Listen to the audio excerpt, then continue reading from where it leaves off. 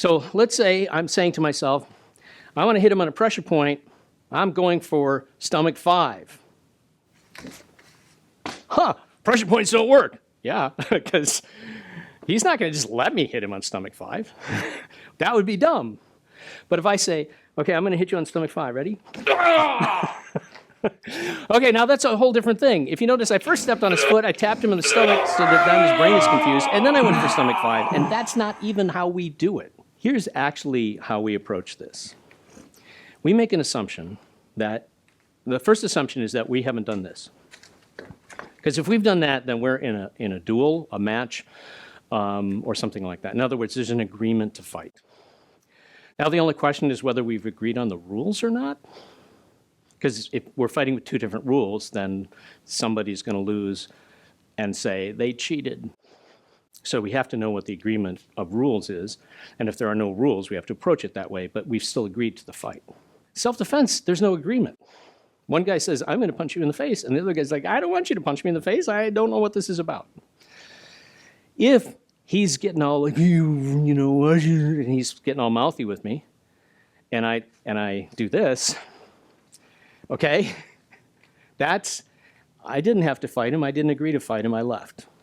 If he were to follow me, and I said, oh, well, okay, I can't turn my back on this guy because he'll attack me from behind, so I'm going to have to deal with it. It's still self-defense because I have not agreed to the fight.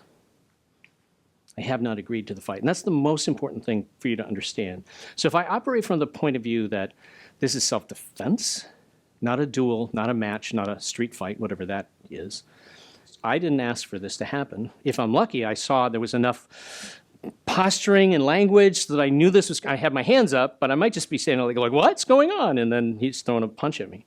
So a very common attack, right, is that post and punch. So I'm standing here, he grabs me, he goes to punch. Oh, this is just, I haven't done anything.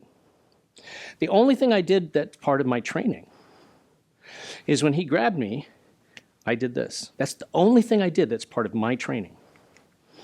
I trained myself to do that. A lot of people would go like this. They would bring their hand up over here and do this. This is really dumb. This is not. Now, I didn't think, I better block that punch because you might hit me in the head. This would not look good on video. But the truth is, I didn't think about that because my hand just came up. That's called a natural flinch response. So he does this. I go, oh, crap. Now what's he going to do? He's going to try hitting me again. But the pressure point was right there, and it was strapped to my body, so it wasn't going anywhere. And I'm still holding on to him, and there's another pressure point, and it's right there. And it's not going anywhere. And all I did was a technique that in karate is sometimes called an inside block.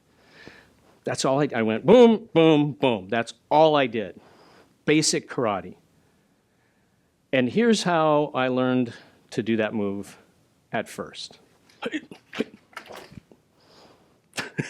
Right? That was what I was originally taught.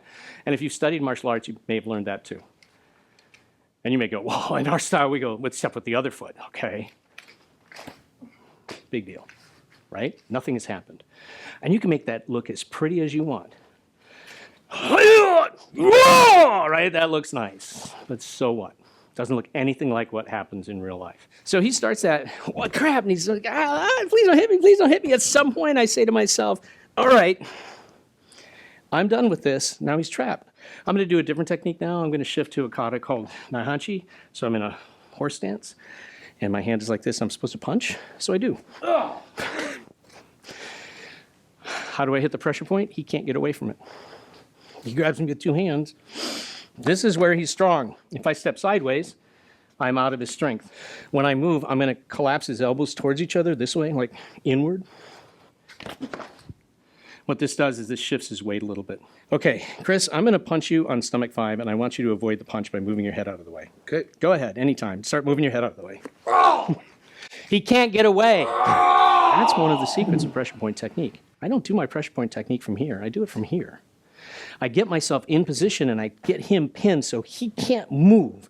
And then I hit the point, and I'm moving my hand only a few inches. So I'm Chris Thomas, and with Chris Martingilio, and this has been a Reflections from the Master class. Thanks for watching. Now go train.